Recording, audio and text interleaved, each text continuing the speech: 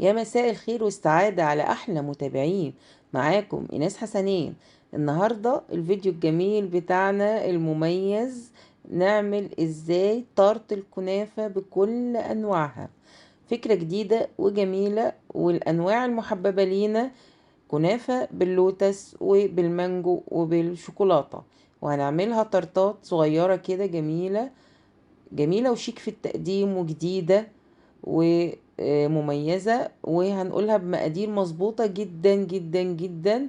هنعمل أحلى حشوات بأبسط التكاليف وأقلها على الإطلاق. مش عايزين نزود ميزانيتنا. كل سنة وانتم طيبين، ويلا بسرعة ندخل على الفيديو مباشرة ونشوف المقادير بتاعتنا. كل سنة وانتم طيبين، رمضان كريم. معانا هنا نص كيلو من الكنافة، وكوباية سمنة، ونص كوباية من السكر البودر. الكنافة انا بحطها في الفريزر وبتبقى مجمدة زي ما انتم شايفين كده. يا دوب بفركها بايدي بس كده، او يعني تحطيها في محضرة الطعام او الكبة بتاعتك. هتنزل معاكي حلوة جدا، لكن هي مش مستاهلة. انا بعملها بايدي عادي، مفيش مشكلة، لانها بتبقى سهلة خالص وهي متجمدة. اسهل لك كتير انك تعملي الكنافة بالطريقة دي. هنفركها لحد ما تبقى معانا ناعمة خالص زي ما احنا شايفين كده. النهاردة حبيت اعمل لكم الحشوات بتاعتنا باقل التكاليف، عشان ما نزودش ميزانيتنا في الشهر الكريم ده. خلاص فركناها اهي الكنافة. هنحط عليها السمنة والسكر البودر وهندعكها كويس جدا. شوفوا لما بقت يعني شربت السمنة كلها، بقت تقدري تمسكيها في ايدك كده. دي قوالب طرت انا دهناها بالسمنة او الزبدة. قوالب الطرت دي مش غالية يا جماعة. القالب ب2 جنيه ونص، مش غالي، او ب3 جنيه. فكرة جديدة تنفع للكنافة، تنفع للجلاش. هعمله لكم برضو ان شاء الله. حاولي بس تكبسيها كويس قوي قوي من الجوانب. علي الجوانب زي ما احنا شايفين كده، واكبسيها بقى بواحدة تانية فوقيها جامدة. كبس جامد عشان تضغط معاكي الكنافة بتاعتك. الخطوة دي مهمة جدا. وادهني القوالب كويس بالزبدة او بالسمنة بتاعتك. اكبسي بقى كده بقالب تاني عشان تكبس معاكي الكنافة. اضغطيها، شوفي اتضغطت بقت جميلة ازاي.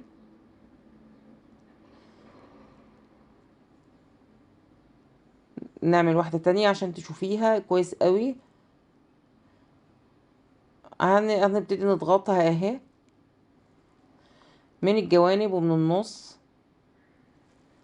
اهم حاجة ان الكنافة تضغط معاكي كويس قوي عشان تطلع قرص بعد كده ما تتفتتش منك لما تستوي، او تضطري تسيبيها مدة اطول في الفرن عشان ما تتكسرش فتبقى ناشفة. احنا هي بتقعد في الفرن مش اكتر ابدا من ربع ساعة. هي بتاخد ربع ساعة بتلاقيها بقت جميلة جدا عشان ما تنشفش منك. شوفوا اهي انا رصيتهم على صينية بعد ما خلصت عشان يبقوا سهلين في الخبز. هنحطهم زي ما قلت لك ربع ساعة في الفرن. اللي فرنها مش بيحمر من فوق، اطفي بعد ربع ساعة وولعي الشواية. على ما تطلع من الفرن نجهز بقى الحشوات بتاعتنا. عندي مانجا مجمدة، قشريها وهي لسه مجمدة شوية، يعني ما تبقاش فكة قوي قوي، عشان يعني نص تجميدة كده عشان تعرفي تقطعيها كويس شرايح. اهو زي ما انتم شايفين كده هنقطعها من فوق، يعني من شريحة من فوق وشريحة من تحت. وهنبتدي نقطعها شرايح زي ما هنشوف دلوقتي اهي بالعرض كده. وقطعي شرايح، عايزه تقطعي مكعبات مفيش مشكله خالص. قطعي بالطريقه اللي تعجبك. ده للحشو بتاع المانجا، فبالطريقه اللي تعجبك. انا قطعتها شرايح ووريتك تتقطع ازاي لو عايزه تعمليها شرايح. المكعبات بعد ما تعملي الشرايح كده ممكن تاخديها بالطول تبقى مكعبات معاكي. دي بعد ربع ساعة انا محضره شربات، هي معلقه واحده بس من الشربات على كل قالب طرط، ما تزوديش. معلقه كبيره اهيت، معلقه من بتوع الاكل. الشربات بتاعنا الشربات العادي خالص. كوبايتين من السكر، عليهم كوبايه ونص من الميه، ومعلقه كبيره عسل كلوكوز، وعصره نص ليمونه، ورشه فانيليا.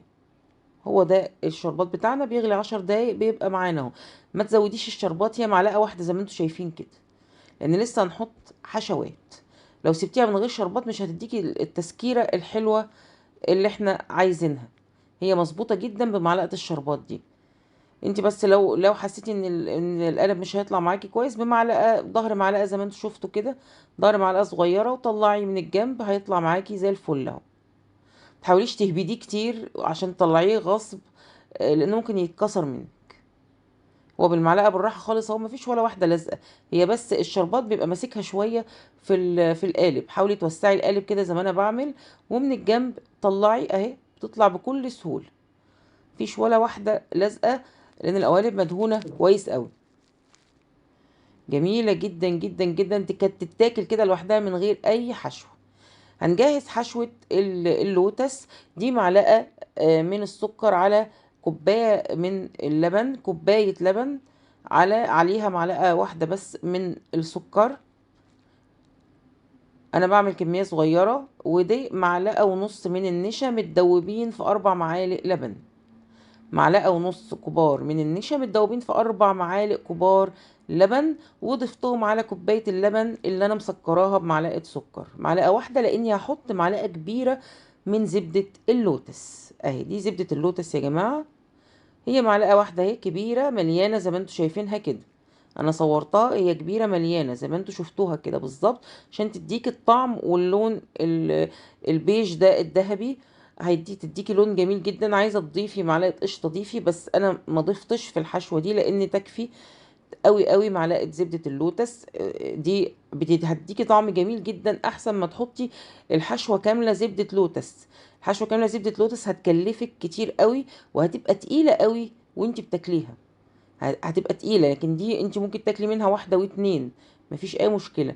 الكريمه انا حطيتها في كيسه مهدت شويه، بس لمجرد ان انا اقدر احطها بشكل كويس على التارت بتاع الكنافة بتاعنا. اهو زي ما انتوا شايفين، هنحط الكريمة. الكريمة كان طعمها وهمي يا جماعة، جميلة جدا. دي شوية بسكوت لوتس انا طحنته عشان بس ازوق بيه، مش اكتر، 4 بسكوتات بس عشان ازوق بيهم. وحطيت بسكوتة في النص، دي اختيارية، كان طعمه خرافي. جربوا الحشوة بالطريقة ديت، مميزة جدا ومش مكلفة وخفيفة، هتعجبكم جدا ان شاء الله. كده خلصنا، انا وريتكم اهوت كذا واحده من اللوتس. خلصنا اللوتس، نبتدي بقى ايه في المانجو.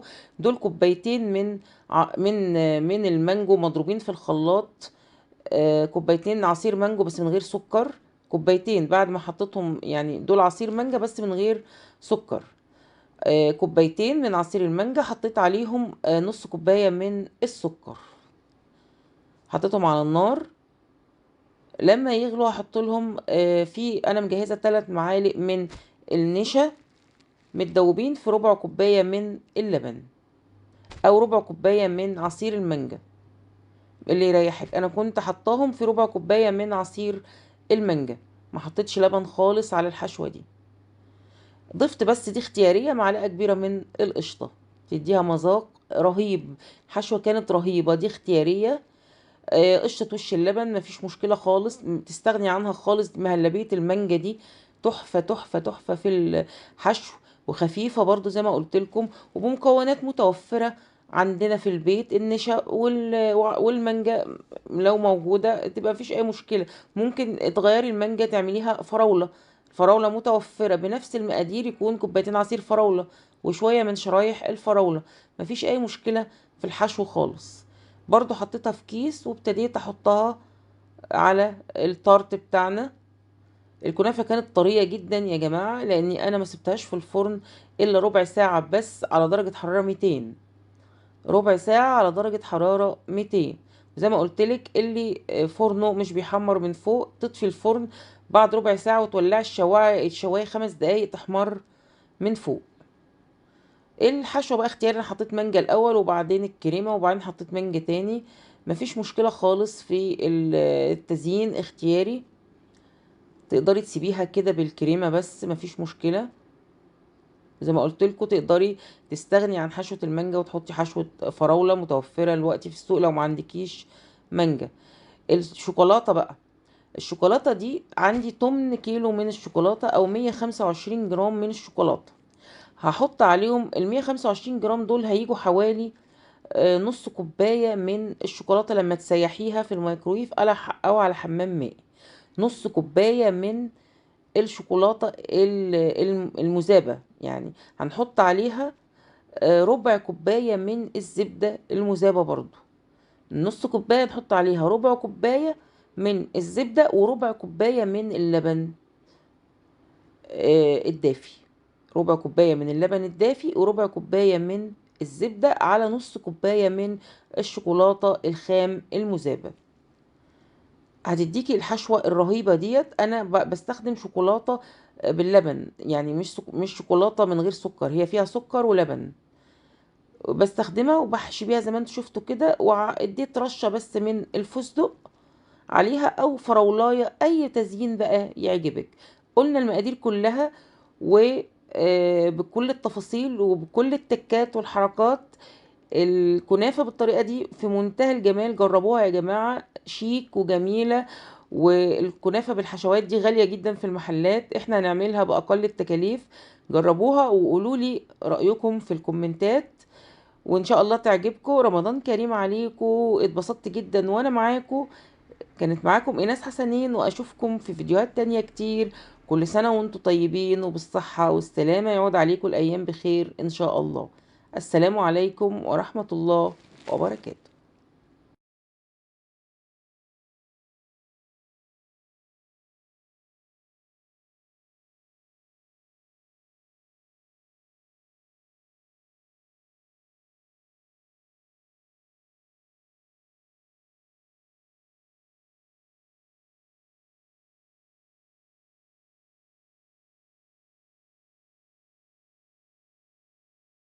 مساء الخير عليكم، معاكم إيناس حسنين. لو أول مرة تشوفوني انزلوا اعملوا اشتراك في القناة وفعلوا الجرس عشان يوصلكوا كل جديد بعمله. النهاردة هنعمل صنفين كنافة جمال جدا ومميزين، كنافة بالمانجو وكنافة بورما بالبندق. الاتنين هنعملهم ان شاء الله بنص كيلو كنافة، حاجة تشرفك وكمية كويسة جدا، وطريقتهم سهلة قوي قوي قوي، هتعجبكم وهتعتمدوها دايما ان شاء الله. ومعاكم الطريقة والمقادير بالتفصيل في الفيديو. ولو عجبكم الفيديو لايك وكومنت وشير، وهستنى آرائكم وتعليقاتكم وتقولولي رأيكم ايه في الصنفين المميزين بتوعنا النهاردة. معاكم المقادير والطريقة.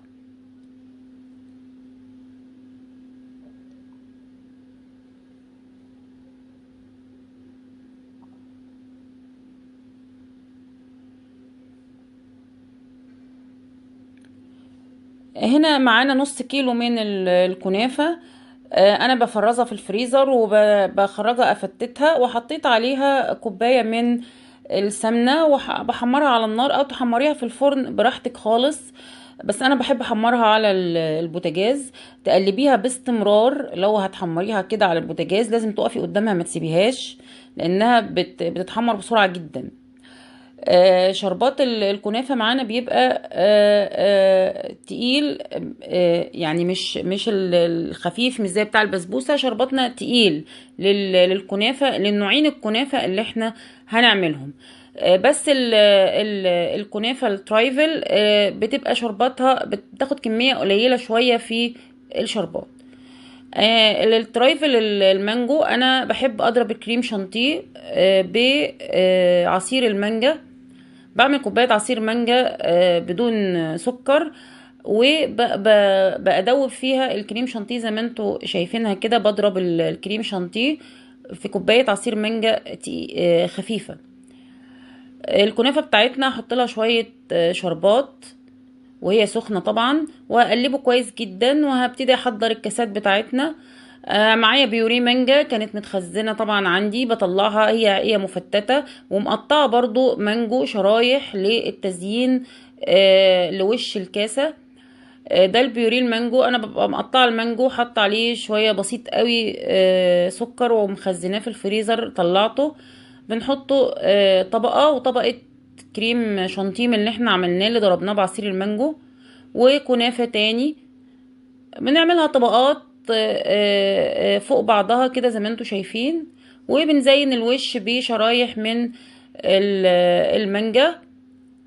ولو مش هتاكليها في نفس اليوم، يا ريت تحطي لها يعني تدهني الفاكهه بتاعتك او المانجا بتاعتك، يا اما جيلاتين متدوب فيه شويه ميه، او جيلي مانجو اللي متوفر موجود عندك. انا النهارده ما كانش عندي جيلاتين، فعملت ب جيل المانجو. خدت معلقه من جيل المانجو على ربع كوبايه ميه، ودوبتهم في بعض، ودهنت وش الفاكهه بتاعتي علشان تفضل بتلمع. دي خطوة مهمة جدا. طبعا التزيين زي ما انت عايزة بشرايح، ما عندكيش شرايح حتى مش مشكلة، البيوري بيبقى موجود جوه، والكريم شانتيه بطعم المانجا، فهتديكي برضو طعم جميل جدا ومميز، يعني على حسب الامكانيات الموجودة عندك. عشان بقى نعمل الكنافة البورمة الجميلة بتاعتنا، هنعملها بطريقة مختلفة شوية النهاردة.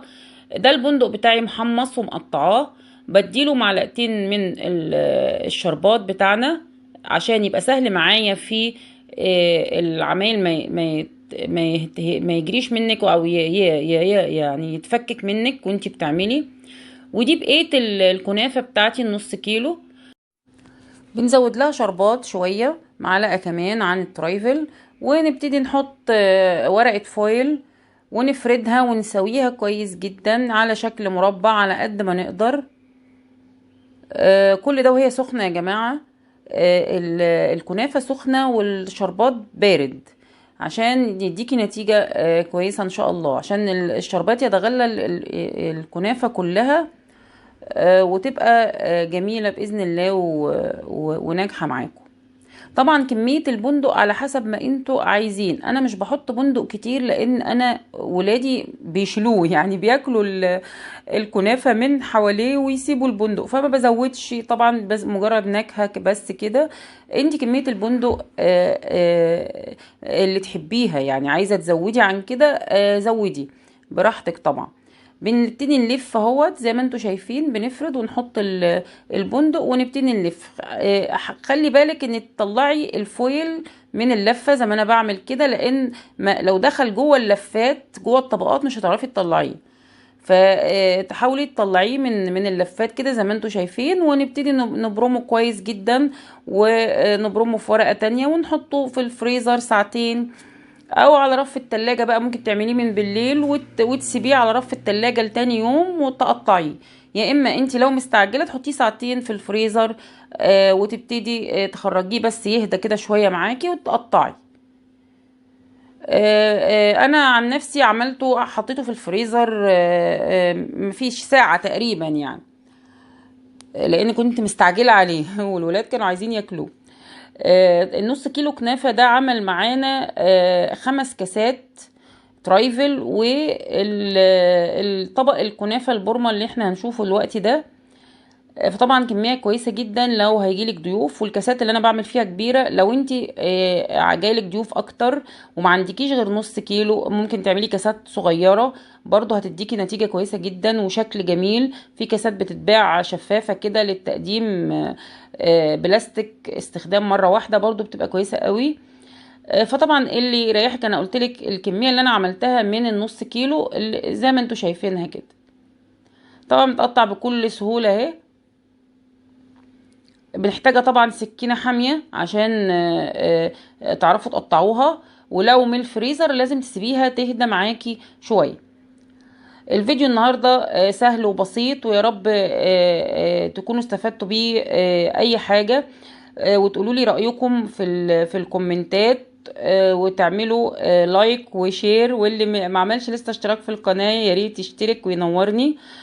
الكمية ايه معانا زي ما انتوا شايفين، وهتشوفوا من النص كيلو كنافة اهي جميلة. طبعا زي ما قلت لكم لو عايزين البندق اكتر ممكن تزوديه، مفيش اي مشكلة خالص.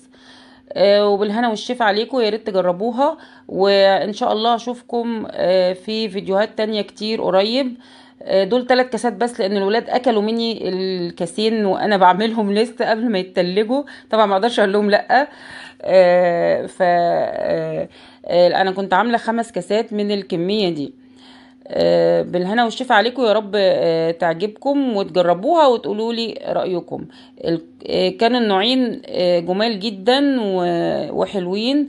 وان شاء الله هقابلكم في فيديوهات تانية كتير قريب، ووصفات تانية كتير. استنوني. ودايما تبقوا معايا ومنوريني في القناة وعلى صفحة الفيس.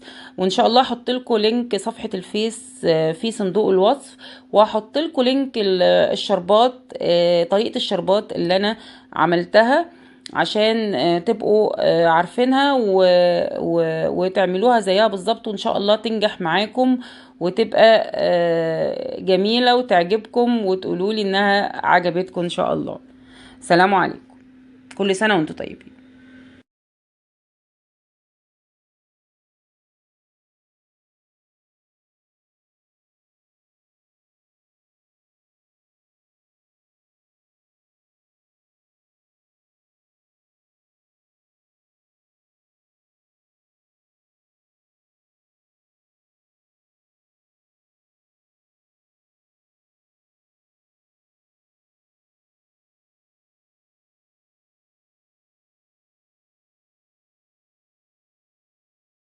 السلام عليكم ورحمة الله وبركاته. معاكم إناس حسنين. كل سنة وانتم طيبين، رمضان كريم، ورمضان مشهور بالكنافة الجميلة. هنعملها بطريقة سهلة قوي قوي قوي قوي. كنافة بالقشطة الكدابة ورشة الفستق الجميلة ديت اختيارية طبعا، بأسهل وأحلى طريقة، بمكونات من بيتنا، مش هنشتري حاجة. اعمل لكم القشطة سهلة سهلة جدا جدا، كريمة الحشو. يلا بسرعة نشوف الطريقة والمقادير بالتفصيل. خليكم معايا لاخر الفيديو عشان تعرفوا اسرار الكنافة الجميلة، تطلع معاكي احلى من احلى محل حلواني ان شاء الله. يلا بسرعة تعالوا معايا.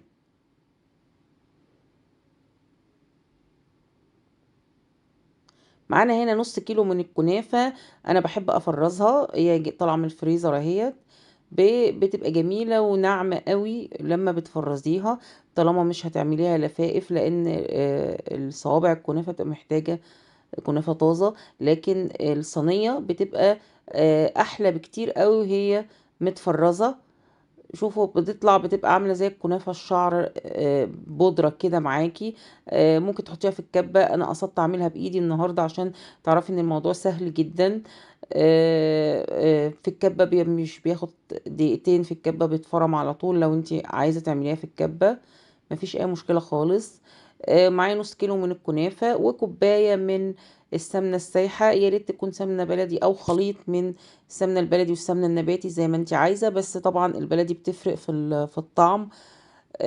ممكن تحطي نص كوبايه سكر بودر وممكن تستغني عنها براحتك. انا عملتها كده وكده ما حسيتش فرق كبير. لو انت محتاجه تحطي نص كوبايه السكر مفيش اي مشكله خالص، بس هي من غيرها جميله. كوبايه سمنه سايحه زي ما انتم شايفين كده. وهنفرك الكنافة كلها كلها، تحطيها في حاجة واسعة وتبتدي تفركي فيها. لما تحسي ان السمنة اتغلغلت في كل الكنافة خلاص، ما عادش فيها حتة ما فيهاش سمنة. الخطوة دي مهمة جدا جدا لنجاح صينية الكنافة. يعني ادعكيها على قد ما تقدري. انا دهنت الصينية شوية من السمنة عشان الفستق بس ياخد تحميصة، لان عشان هتحطي في ارضية الصينية لازم تدهنيها عشان يتحمص معاكي الفستق. الفستق اختياري يا جماعة، مش محتاجة حطي فول سوداني، بندق، اي حاجة متوفرة عندك عشان بس تدي شكل وطعم جميل. لو مش متوفر عندك مكسرات مفيش مشكلة خالص، اعمليها من غير، بس ما تدهنيش الصينية ساعتها بقى. يعني حطيها في الصينية كده عادي خالص، لان هي مدهونة، هي مفروكة جامد بالسمنة بتاعتنا. ابتدي بقى حطي كويس جدا، و يعني اضغطي عليها قوي بايدك، وعلي الجوانب. دي خطوة مهمة جدا عشان الكريمة ما تطلعش من الصينية.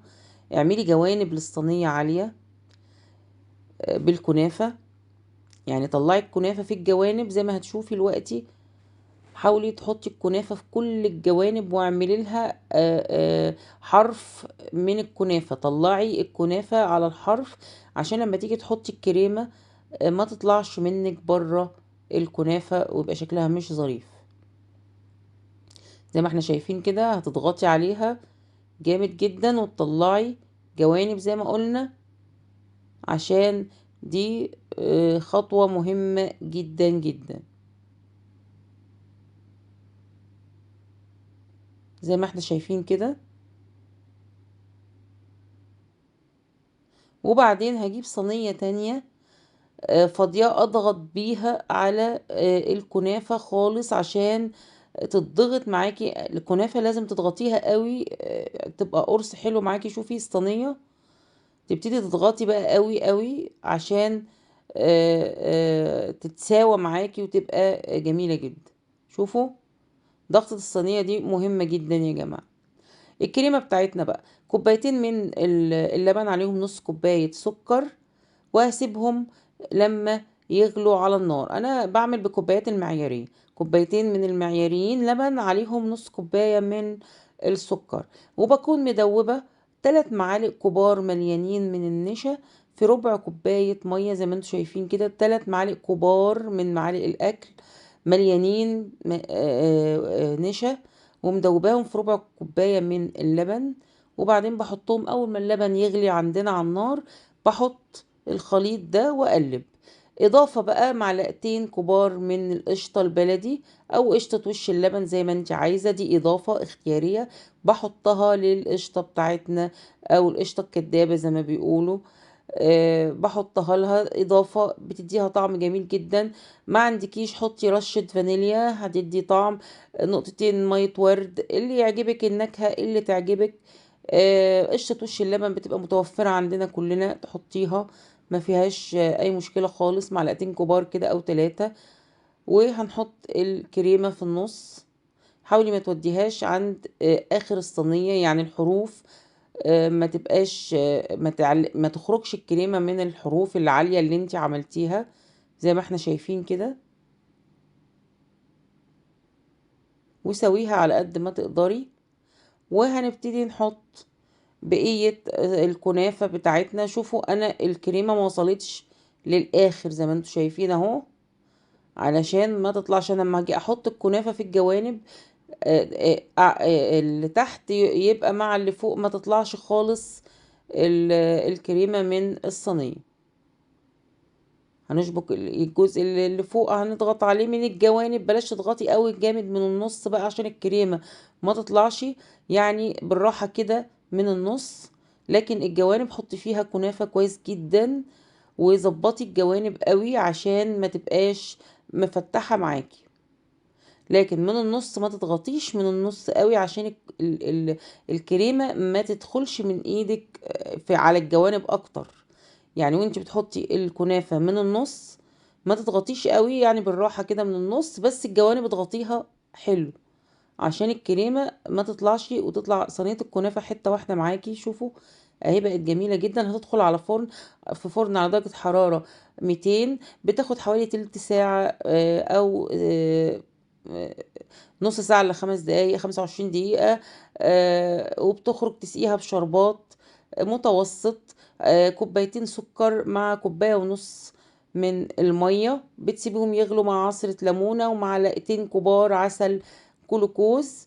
بتسيبيهم يغلوا حوالي من 8 دقايق ل10 دقايق مش اكتر، هيتقل معاكي ويبقى جميل. وتحطي له رشة فانيليا، وهو ده الشربات بتاعه.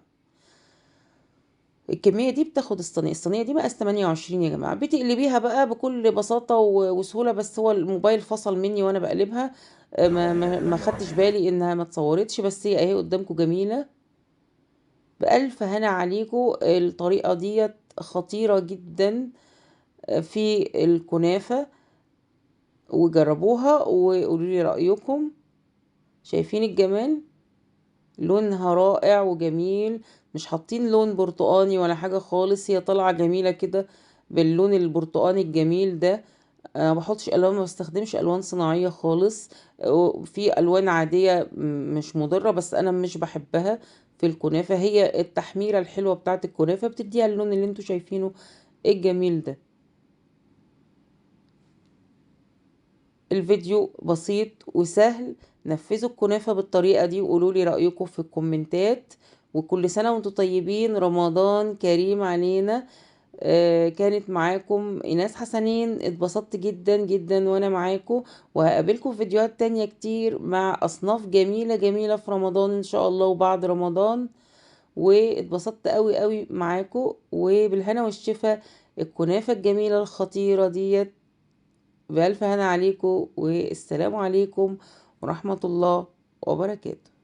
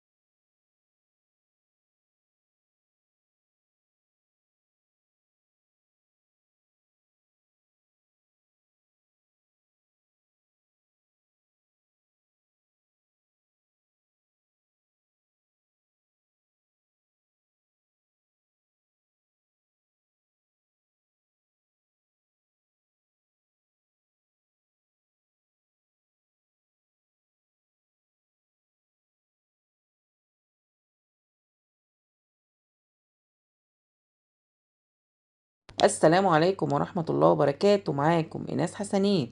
الفيديو النهاردة بتاعنا الجميل، القطايف الجميلة. كل سنة وانتم طيبين. رمضان كريم عليكم، ما يحلاش إلا بالقطايف الجميلة الحلوة ديت. لازم نعمل العجينة في البيت بطريقة نظيفة وجميلة، عجينة مظبوطة 100%. هتدوق قطايف مش هتلاقوها بره أبدا أبدا بالطعم الجميل ده. عملناها حلو وحادق باللحمة المفرومة وبالجبن.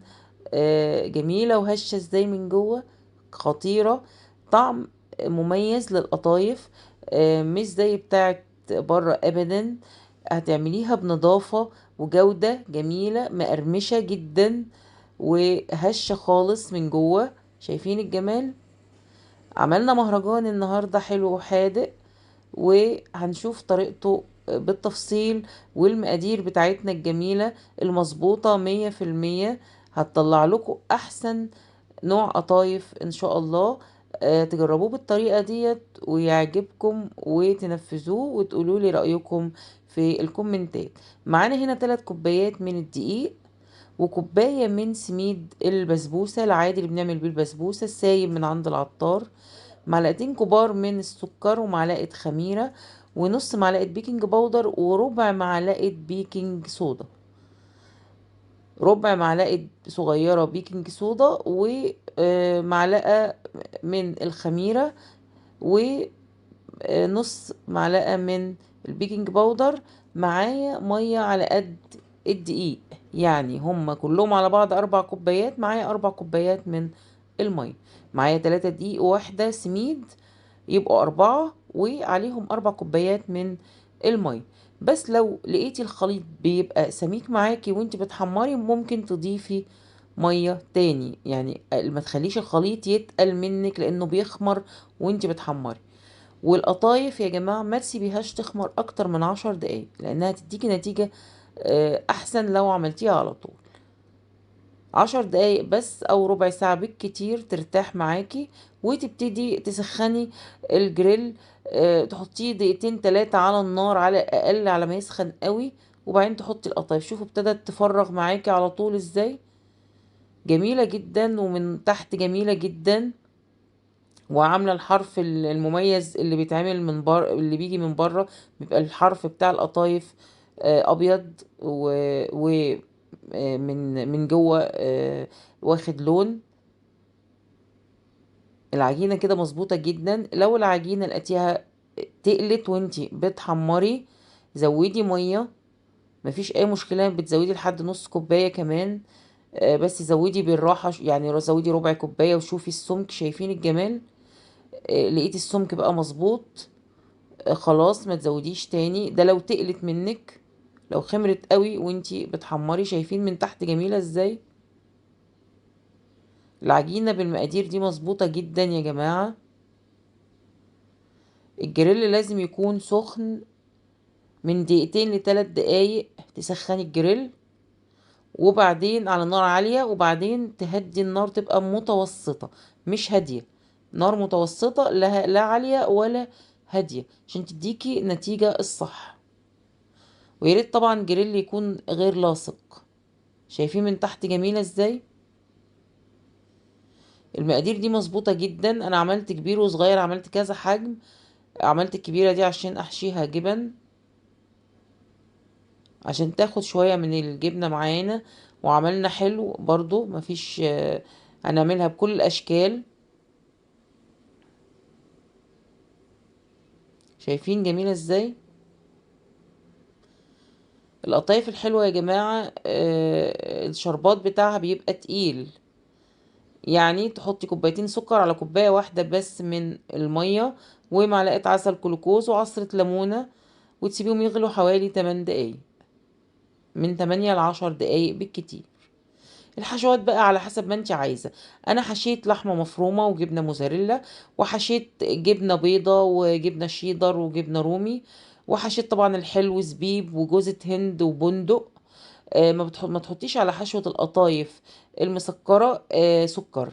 يعني لو حشوة الزبيب والجوز الهند والبندق ما تحطيش معاه سكر، لان بيتحرق منك في الزيت. فهي من غير سكر الحشوة بتبقى احلى. شايفين الجمال؟ 4 كوبايات دي عملوا كمية فظيعة ونضيفة وجميلة وطعم مميز جدا. عجينة مش هتلاقيها بره ابدا بالطريقة بتاعتنا دي. شايفين الجمال؟ هنبتدي بقى نحشي. مفيش مشكلة خالص في طريقة الحشو. القطايف العادية، اللحمة المفرومة احط لحمة، واللحمة العصاج عادي بطريقتك. انا منزلة طريقة العصاج مخصوص في فيديو لوحده، هتلاقوه على القناة في قائمة اللحوم. اهو شايفين التقفيلة العادية خالص بتاعت القطايف العادية. الجبنة هعملها شكل مميز شوية.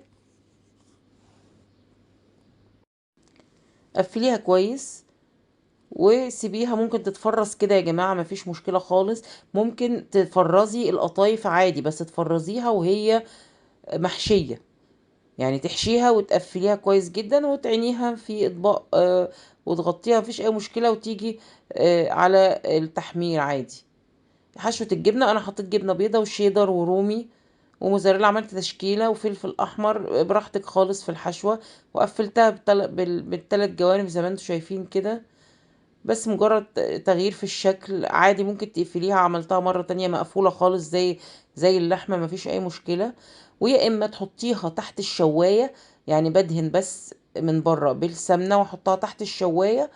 يا اما تقفليها تقفيلة عادية زي اللحمة وتحمريها عادي في الزيت، او برضو تحطيها تحت الشواية اللي يريحك. لكن المفتوحة دي ما تنفعش تتحمر. يعني الشكل اللي انا عاملاه ده لازم يتحط تحت الشواية، لان لو جيتي حمرتيها طبعا الجبنه هتقع منك في الزيت. في صاج مدهون سمنه كده زي ما انتم شايفين، وبدهن القطايف نفسها عشان ما تنشفش، وبحطها تحت الشوايه لحد بس ما تاخد لون والجبنه تسيح، مش اكتر. ممكن تقفليها عادي زي اللحمة بالظبط وتقليها في الزيت، مفيش اي مشكلة. دي القطايف الحلوة. الحشوة ما فيهاش سكر يا جماعة، جوز هند وزبيب وبندق او اي نوع مكسرات، جوز هند وزبيب وفول سوداني، مفيش مشكلة خالص في الحشو. القطايف لازم تتحمر في زيت غزير يكون سخن، وبعدين تخلي النار متوسطة، يعني تسخنيه قوي زي ما انتوا شايفين كده، وبعدين تخلي لو عايزاها مقرمشة لازم تهدي النار، خليها متوسطة عشان تقرمش كويس معاكي وما تطراش منك. يعني بتقعد لتاني يوم عادي مقرمشة، ما فيهاش اي تغيير. ممكن باليومين متحمرة عادي جدا وتلاقيها مقرمشة زي ما هي، لان مهدية النار عليها، عاملاها نار متوسطة، بتقرمش جدا معاكي، بتبقى طعمة قوي قوي. شايفين الجمال؟ انا بطلعها على طول على الشربات، شربات تقيل زي ما قلت لكم، كوبايتين سكر على كوباية واحدة من المية، ومعلقة كبيرة عسل كلوكوز وعصرة ليمونة، وتحطي فانيليا في الآخر. أنا بطلع على طول على الشربات، وبعد كده بصفيها في مصفى زي ما انتوا شايفين كده. كده بتشرب شرباتها بطريقة جميلة عن ما ترشي عليها الشربات. يعني في ناس بترصها وترش عليها الشربات، أنا بحب أحطها في الشربات كده بتبقى أحلى. دي اللي باللحمة المفرومة، هنحمرها برضو ونقدمها على رشة من البقدونس كده جميلة. كانت طعمة جدا جدا بحشوة اللحمة المفرومة والجبنة الموزاريلا، نفس الطريقة برضو عشان تقرمش معاكي من بره، تهدي عليها النار. اهي زي ما انتوا شايفين التحميرة جميلة واللون ذهبي رائع بزيت سخن غزير يا جماعة. وطبعا اللي بالجبنة احنا حطيناها تحت الشواية، عملنا وليمة كاملة متكاملة من 4 كوبايات من الدقيق. وطبعا طعم خرافي، وكفاية الريحة بس، ما اقولكوش على الريحة والطعم الجميل الجميل. شايفين الجمال؟ بألف هنا عليكم، اتبسطت جدا جدا وانا معاكم النهاردة. تاكلوا القطايف الجميلة دي بالهنا والشفا، وتنفذوها بالطريقة والمقادير الجميلة ديت، وقابلكم في فيديوهات تانية كتير كتير كتير. كانت معاكم إيناس حسنين، السلام عليكم ورحمة الله وبركاته.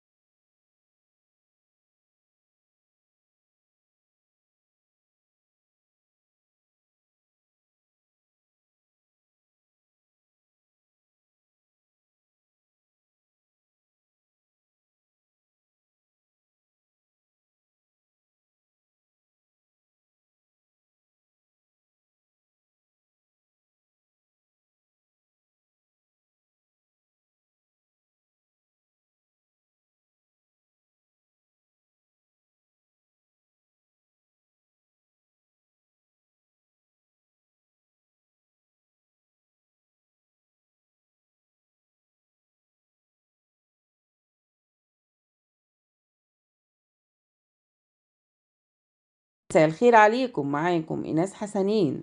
النهاردة رمضان قرب خلاص على الأبواب. ننزل بقى النهاردة طريقة البسبوسة الخطيرة بالمانجا. كلنا مخزنين مانجا وعندنا في الفريزرات بتاعتنا، ولازم نعمل أحلى صينية بسبوسة بالمانجو الخطير والصوص الجميل بتاع المانجا. يلا بسرعة نتعلمها ونشوف الجمال ده. المقادير المظبوطة جدا تطلع أحلى بسبوسة معاكي لأحلى ليالي رمضان إن شاء الله. كل سنة وانتم طيبين وبخير. وطبعا بسبوسة المانجو في رمضان وفي غير رمضان تبقى معانا جميلة. شايفين الجمال والحلاوة بأحلى صوص. يلا بسرعة نعمل اشتراك ونفعل الجرس ونعمل لايك للفيديو وندخل على المقادير على طول.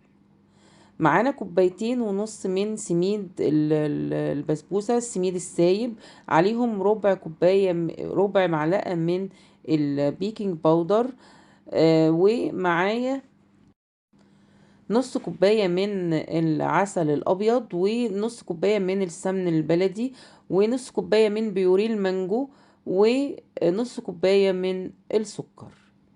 هنحط العسل على بيوري المانجا على السكر على النار بس يسيحوا كده مع بعض. والسميد بتاعنا هنقلب مع البيكنج باودر ونحط عليه نص كوباية السمنة، يا ريت تكون بلدي. وهنبتدي ندعك السميد بالسمنة. نكون مجهزين صينية مفروشة ورقة زبدة ومدهونة بالسمنة زي ما احنا شايفين كده. هنفرك السميد كويس جدا في السمنة زي ما احنا شايفين كده لحد ما السمنة تدخل في كل السميد بتاعنا. ونسخن العسل مع بيوريه المانجا مع السكر. بيوريه مانجا يا جماعة مش عصير، يعني مانجا بنزلها بس كده، المانجا بنزلها في طبق واضربها بس شوية في الخلاط تبقى بيوريه معايا من غير مية ولا سكر. شوفوا زي ما انتوا شايفين بتبقى ناعمة خالص اهي زي ما انتوا شايفينها العجينة بتاعتنا. ما تقلبيش، يعني مجرد ما تضيفي احنا خلاص فركنا كويس جدا السميد مع السمنة، يا دوب بضيف الخليط واقلبه بالمعلقة او بالسباتيولا زي ما انتوا شفتوا كده. ما تعجنيش ابدا البسبوسة. بجيب بس حاجة فيها مية وابتدي اساوي الوش بتاع البسبوسة بايدي، ببل ايدي بالمية واساوي. معايا هنا كوباية من القشطة، عليهم كوبايتين من الكريم شانتيه. انا جهزت خلاص البسبوسة وهدخلها فرن على درجة حرارة 180، بتاخد حوالي تلت ساعة 25 دقيقة.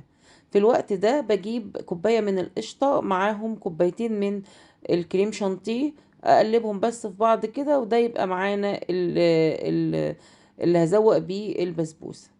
شربات البسبوسة كوباية ونص سكر مع كوباية ونص مية، بيغلوا يعني مفيش، بياخدوا غلوة واحدة كده على النار والبسبوسة في الفرن.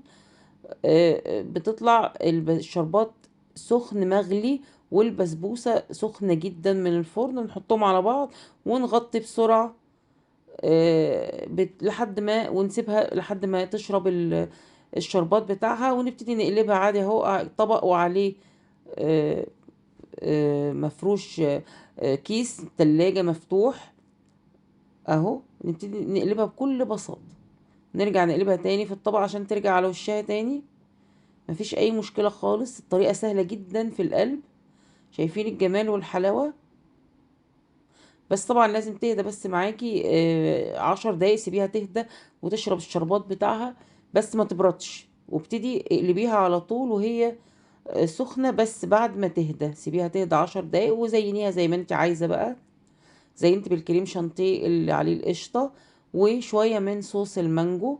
صوص المانجو طريقته على القناة، وهحط لكم رابط صوص المانجو في صندوق الوصف ان شاء الله. يا رب تكون الطريقة عجبتكم، المقادير مظبوطة والطريقة مظبوطة، طلع لكم احلى بسبوسة بالمانجا لأحلى ليالي رمضان. كل سنة وانتم طيبين. كانت معاكم إيناس حسنين. اتبسطت جدا وانا معاكم، قابلكم في فيديوهات تانية كتير. السلام عليكم ورحمة الله وبركاته.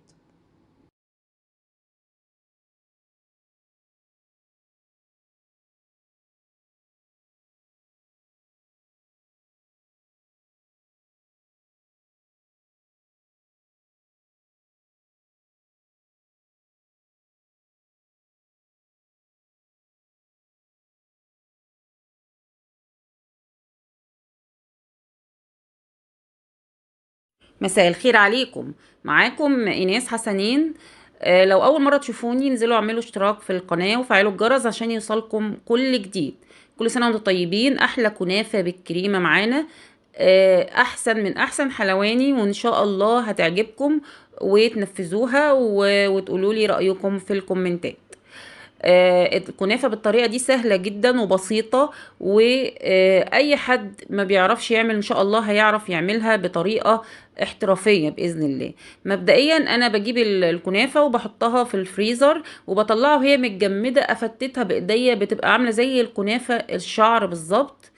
بتسهل عليكي جدا انك تعملي كنافة هادية ومستتفة، مش منكوشة. فالاحسن الافضل ليكي انك تجيبيها وتحطيها في الفريزر. الطريقة دي هتبقى سهلة جدا. حتى الكريمة انا عاملاها سهلة جدا النهاردة من كريمة جاهزة. ومرة تانية ان شاء الله اعمل لكم القشطة الكدابة، القشطة البيتي، هجربها لكم ان شاء الله في صينية كنافة قريب تاني ان شاء الله. اهي الكنافة قدامنا، شوفوا عاملة زي الكنافة الشعر بالظبط. انا طلعتها بس من الفريزر وفركتها بايدي، نزلت كده. هنحط عليها ربع كوباية سكر بودر وكوباية سمنة، او اللي مش بيحب السمنه كتير ممكن تحطي كوبايه الا ربع، بس هي كوبايه بتظبط جدا. ده نص كيلو من الكنافه، هيعمل لك صينيه مقاس 28. النص كيلو ده يا دوب بندعكها بس بالربع كوبايه سكر وكوبايه السمنه، وبتدهني صينيه بالسمنه كويس، وتحطي فيها الكنافه بتاعتك. شوفوا بتبقى مستتفه ازاي طالما دعكتيها كويس جدا بالسمنه والسكر. ستفي بقى على قد ما تقدري بايديكي، وطلعي لها جوانب من الجناب عشان الكريمه ما تطلعش منك. لازم الكنافه اللي بالكريمه تعملي لها جوانب، اضغطي عليها في صينيه تانية عشان تتساوى معاكي خالص. الكريمه بقى انا حطيت كوبايتين لبن واربع معالق من السكر، واستخدمت باكو كاسترد جاهز، هو ده السان جورج. ودوبت الباكو في نص كوبايه من اللبن وضفته اهو لما غلي اللبن بتاعنا، وضفت عليه معلقتين كبار قشطه فلاحي من وش اللبن، او قشطه فلاحي بتشتريها.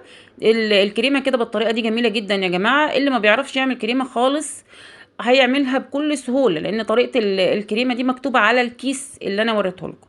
هنحط الكريمه، ما نحاولش نوصلها للجوانب، لازم الجوانب تبقى فاضيه معاكي عشان تعرفي تقفليها كويس ببقيه الكنافه.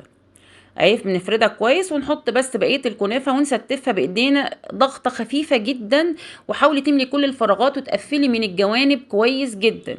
دي اهم حاجه في الكنافه اللي بالكريمه، تقفلي الجوانب. ايوه يعني الحتت اللي تلاقيها فاضيه قفلي فيها الجوانب كويس قوي معاكي عشان الكريمه ما تخرجش منك. شوفوا اتستفت خالص ازاي. هنحطها بقى في فرن على درجه حراره 200 لمده حوالي نص ساعه. ده سيرب تقيل، انا هحط لكم طريقته في صندوق الوصف. بنحطه بارد على الكنافه وهي سخنه. نسيب بقى الكنافه تهدى معانا شويه، بس لمجرد انك تقدري تمسكي الصينيه بايدك تقدري تقلبي الكنافه. شوفوا الجمال، اتقلبت بكل سهوله. طبعا الكنافه لازم تتقلب، ما ينفعش تقدميها على وشها لاي حد، لازم تقلبيها، بتبقى شكلها اشيك زي المحلات الحلواني. شايفين الجمال؟ انا زوقت بس بشويه من الفستق المجروش، دي طبعا اختياري التزيين، ممكن تاكليها كده. الشربات طبعا هحط لكم اللينك عشان تعملوه بالطريقه المظبوطه. وبالهنا والشفا، يلا اتفضلوا معانا الحته الجميله دي. يا رب الطريقه تعجبكم وتكون سهله ليكم. وان شاء الله اعمل لكم كذا نوع من انواع الكنافه ورا بعض ان شاء الله عشان تنفذوها. وكل سنه وانتم طيبين، واشوفكم في فيديوهات تانية كتير. استنوني.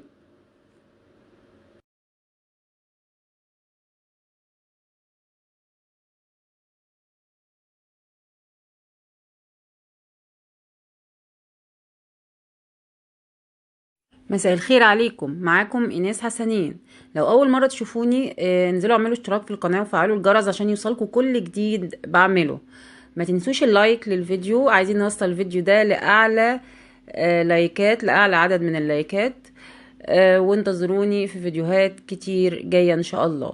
النهارده هنعمل الكنافه النابلسيه. شوفوا الجمال، الكنافه النابلسيه، الكنافه بالجبنه، باسهل طريقه واحلى طريقه. هتبقى بالنسبه لكم سهله جدا بعد كده ان شاء الله، وهتنفذوها وهتعجبكم، مش هتشتروها من بره تاني ان شاء الله. هفكركم تاني، انزلوا اعملوا اشتراك في القناة ولايك للفيديو عشان نوصله ل1000 لايك ان شاء الله. معاكم الطريقة والمقادير بالتفصيل عشان نعمل صينية مقاس 28. هنحتاج حوالي نص كيلو من الكنافة المتفرزة، وانا بشيلها في الفريزر، وحوالي ربع كوباية من السكر البودرة، وكوباية من السمنة السايلة، وهنحتاج كوباية كبيرة من الجبنة العكاوي، عليها نص كوباية جبنة موزاريلا لو متوفرة عندك. العكاوي هتلاقيها في اي هايبر كبير او محلات مستلزمات الحلويات، هتلاقيها متوفرة عندك. الجبنة العكاوي لازم تجيبيها تنقعيها في مية من بالليل، هي دي الجبنة العكاوي، بنقعها في مية وغيري عليها المية كل ساعتين عشان تشيل الملح اللي فيها. وبعدين تبشريها، تسيبيها تتصفى وتبشريها، تبقى قدامك زي الموزاريلا كده. ودي الكنافة بتاعتنا، هنحط عليها السكر والسمنة. الكنافة النهاردة احنا هنعملها في الفرن عادي جدا، مرة تانية ان شاء الله هعملها لكم في الطاسة على البوتاجاز، عشان برضو اللي ما عندوش فرن. هنحط هندعك الكنافة بتاعتنا بالسمنة والسكر كويس جدا عشان يتغللها خالص السكر. والجبنة العكاوي هناخد اهي منها حوالي كوباية كبيرة، وهنحط عليها معلقة كبيرة سكر بودر عشان تديها طعم جميل. وهنحط عليها نص كوباية من الجبنة الموزاريلا. الميكس ده بيبقى جميل جدا يا جماعة. انت ممكن تعمليها بالموزاريلا خالص، بس مش هتديكي نفس ال النتيجة بتاعت بره، يعني بتاعت طعم الكنافة اللي بنجيبها من بره، ان هم بيعملوها بالجبنة العكاوي.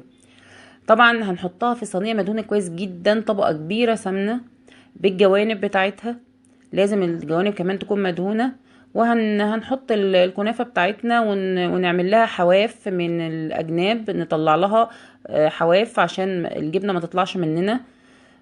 هنعمل لها حواف عالية، وتضغطيها بقى جامد جدا بأي حاجة تقيلة عندك، كوباية صغيرة، صينية تانية أصغر، أي حاجة، المهم تضغط معاكي ضغطة جامدة عشان تبقى متساوية. شوفوا الجوانب كلها، الفراغات كلها لازم نسويها زي ما انتوا شايفين كده، ونحط الجبنة في النص بحيث انها ما تجيش في الجوانب، يعني زي ما انتوا شايفين كده. بضغطها، اي حاجة عندك تضغطيها بس بيها، وتحطي ميكس الجبن في النص. كمية الجبنة لو عايزة تزوديها زوديها طبعا، بس دي كافية جدا لصينية 28.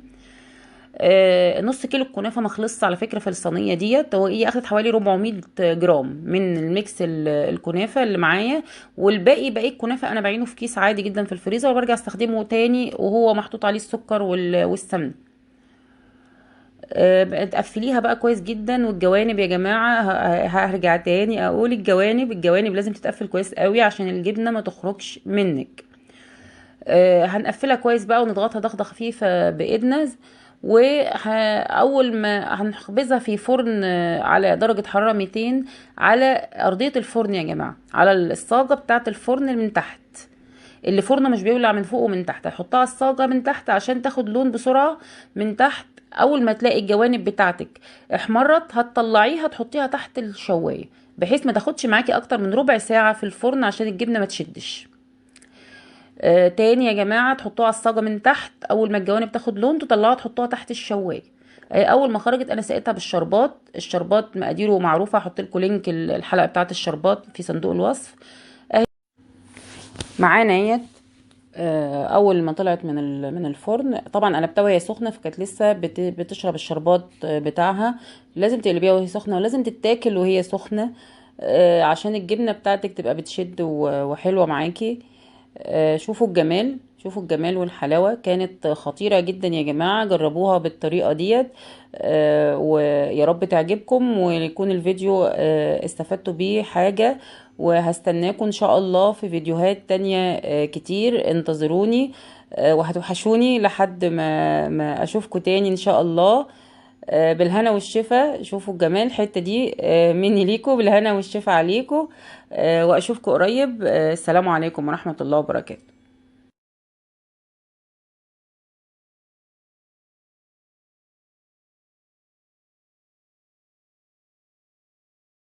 مساء الخير عليكم، معاكم ايناس حسنين.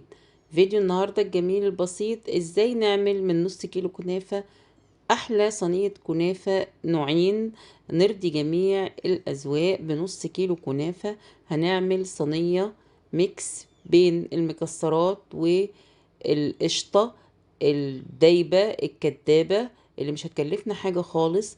والمكسرات ممكن تكون فول سوداني متحمص جميل، ويبقى احلى نوعين كنافة في صينية واحدة، وما تكلفناش كتير وشربات قليل لانها صينية واحدة، وأراضينا جميع الأذواق. وكل اللي بيحب الكنافة بالمكسرات هياكل، واللي بيحب الكنافة بالقشطة هياكل، وهتبقى جميلة جدا جدا. في نص ساعة هنعمل الكنافة الجميلة بتاعتنا. أحلى نوعين كنافة هيبقوا معانا بالتفصيل وبالمقادير، وطريقة عمل القشطة الكدابة، وطريقة عمل المكسرات الجميلة الحلوة ديت تبقى جميلة ازاي في الكنافة بالتفصيل في الفيديو. خليكم معايا، كل دقيقة في الفيديو مهمة جدا جدا. واللي ما عملش لايك ينزل بسرعة بسرعة يعمل لايك الأول، ويلا بسرعة على المقادير بتاعتنا. معانا نص كيلو من الكنافة المتلجة. بتلجيها الأول في الفريزر وتطلعيها تاني يوم، بتبقى سهلة جدا في الاستخدام وجميلة أجمل من الطازة. ومعايا نص كوباية من السكر البودرة، وكوباية من السمنة أو الزبدة السايحة. هنفرك الكنافة زي ما احنا شايفين كده لحد ما نلاقيها معانا كلها بقت عاملة زي الكنافة الشعر، جميلة ونازلة حلوة جدا، مفيهاش اي تكتلات. هنحط عليها السمنة والسكر وهنفركها كويس جدا جدا، يتغلغل السكر والسمنة كل الكنافة من كل الجوانب.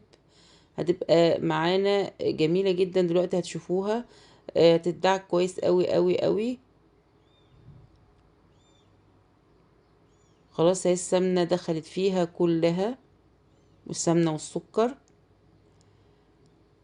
هنجيب صينية مقاس 26، وهنبتدي نرص فيها صينية مدهونة مقاس 26. شوفوا الكنافة بقت زي العجينة خلاص هي معانا.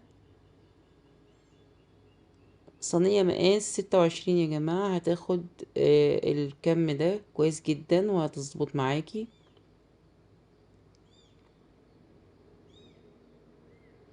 هنبتدي نفرق الكنافة كويس ونكبسها كويس بايدينا كده زي ما احنا شايفين، ونطلع لها جوانب عشان تقفل معانا على الكريمة والمكسرات.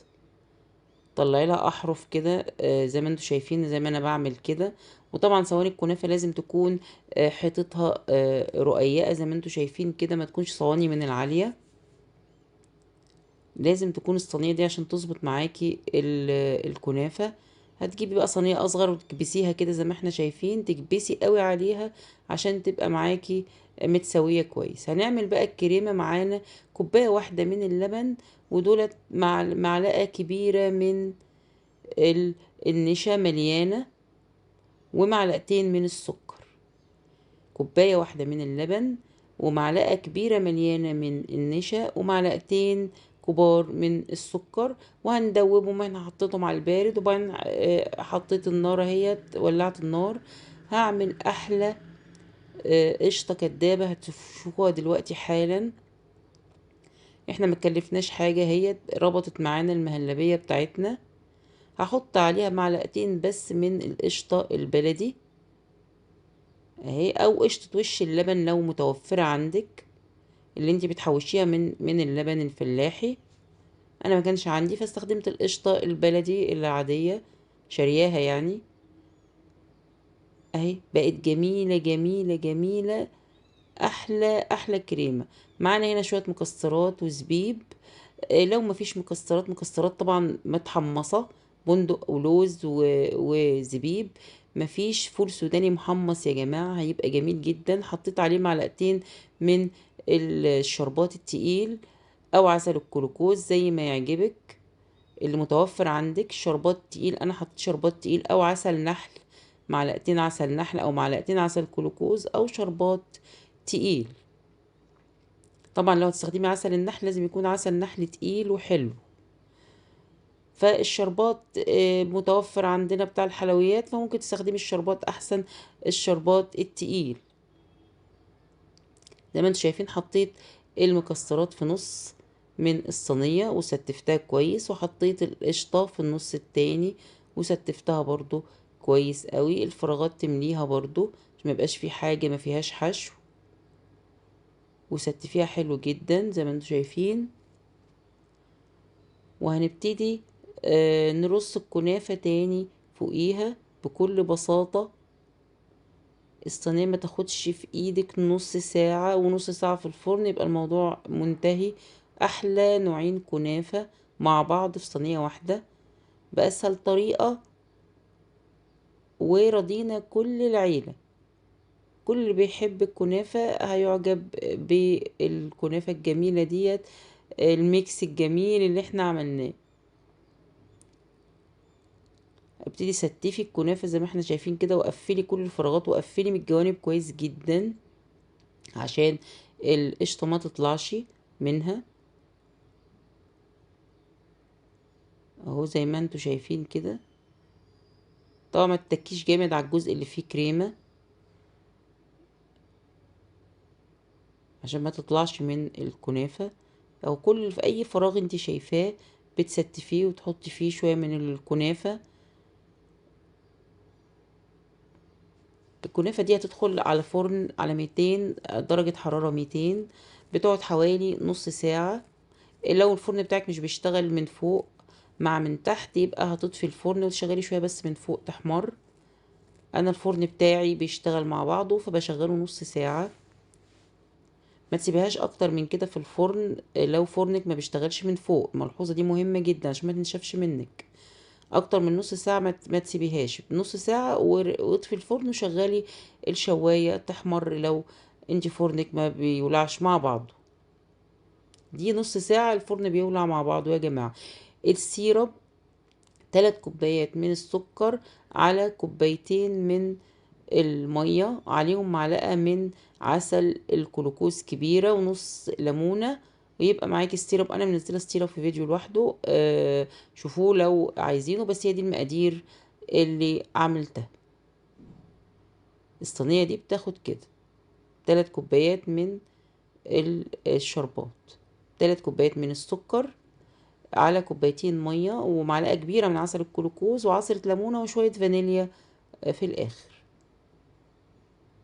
قلبناها بكل سهولة هتطلع. شوفوا طلع تحفة تحفة تحفة. ومفيش بقى، ما رشتش مكسرات ولا أي حاجة، هي مليانة مكسرات خلاص. سهلة وبسيطة يا جماعة. احط لها معلقة شربات كمان كده زيادة. انا بحب احط لها الشربات قبل ما اقلبها. تقلبيها وتسيبيها تهدى 10 دقايق، تسكريها وتسيبيها تهدى تشرب شربات 10 دقايق، وتقلبيها زي ما شفنا كده، وتحط لها معلقتين زيادة من الشربات.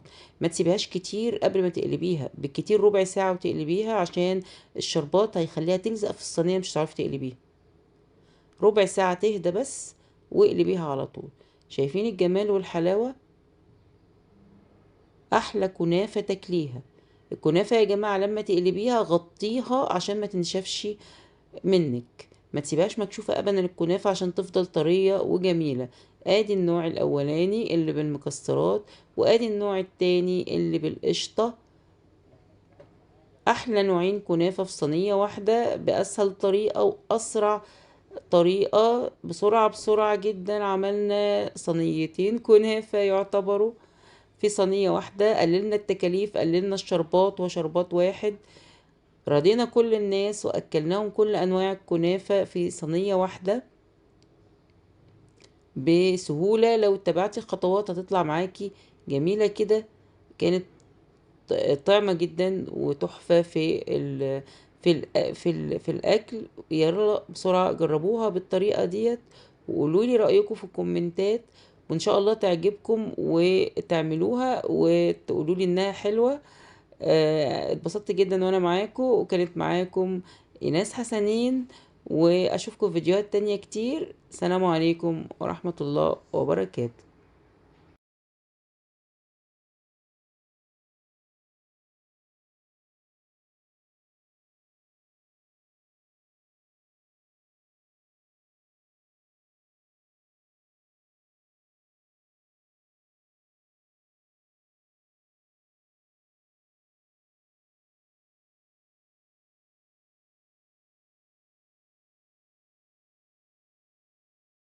مساء الخير عليكم، معاكم إيناس حسنين. النهاردة عندنا وصفة جميلة وسهلة وظريفة جدا هتنفعنا في رمضان. كل سنة وانتم طيبين، رمضان على الأبواب. أسهل حلويات من غير ما نشغل الفرن، وجميلة ولذيذة وظريفة ومش مكلفة خالص. هنتعلمها النهاردة بأبسط طريقة. عندك كوباية سميد وكوباية لبن وكوباية سكر، هتعملي حلويات جميلة جدا جدا. اللي احنا شايفينها القالب الجميل ده يكفي ضيوفك كلها في عزومات رمضان. تبقى جميلة قوي قوي قوي وسهلة وظريفة. شايفين الجمال والحلاوة؟ هنعمل احلى وصفة النهاردة وهنشوف مقاديرها بالتفصيل في الفيديو بتاعنا النهاردة. شايفين الجمال والحلاوة؟ نجرب وتقولوا لي رأيكم في الكومنتات. ويلا بسرعة معايا ندخل على الطريقة بتاعتنا. معانا كوباية لبن وكوباية سميد البسبوسة وكوباية من السكر العادي خالص بتاعنا. معانا نص كوباية مية وكمان معلقتين من الزبدة أو السمنة. ونبتدي الطريقة معانا بالتفصيل. مقادير قدامنا: كوباية سكر، كوباية لبن، كوباية سميد بسبوسة السايب خالص أو المعبأ زي ما انتوا عايزين. سميد البسبوسة العادي خالص بتاعنا اللي بنعمل بيه البسبوسة بتاعتنا.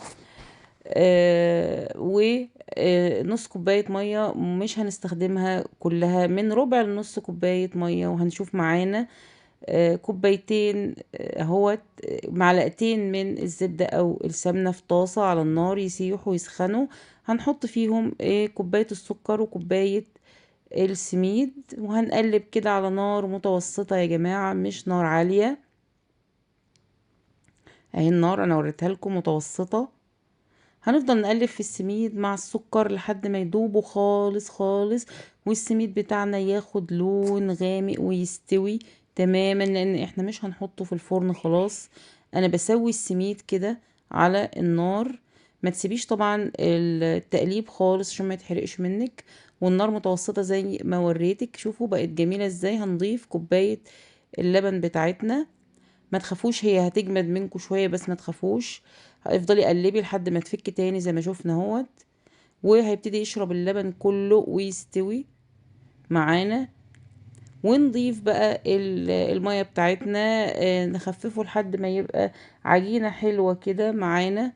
المقادير دي اخدت ربع كوباية من المية بس، مع معلقتين الزبدة او السمنة. لو هتحطي معلقة واحدة زبدة او سمنة هتاخدي نص كوباية المية.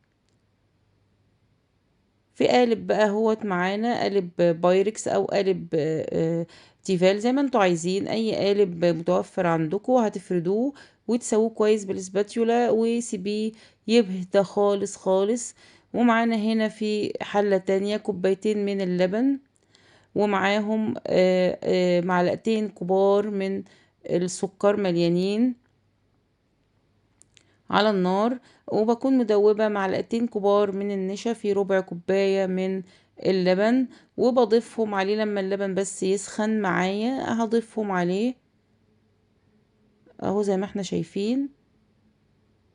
مهلبية عادية خالص من اللي احنا بنعملها. هنحطها على وش البسبوسة بتاعتنا الجميلة، السميد بتاعنا، الحلويات الجميلة بتاعتنا.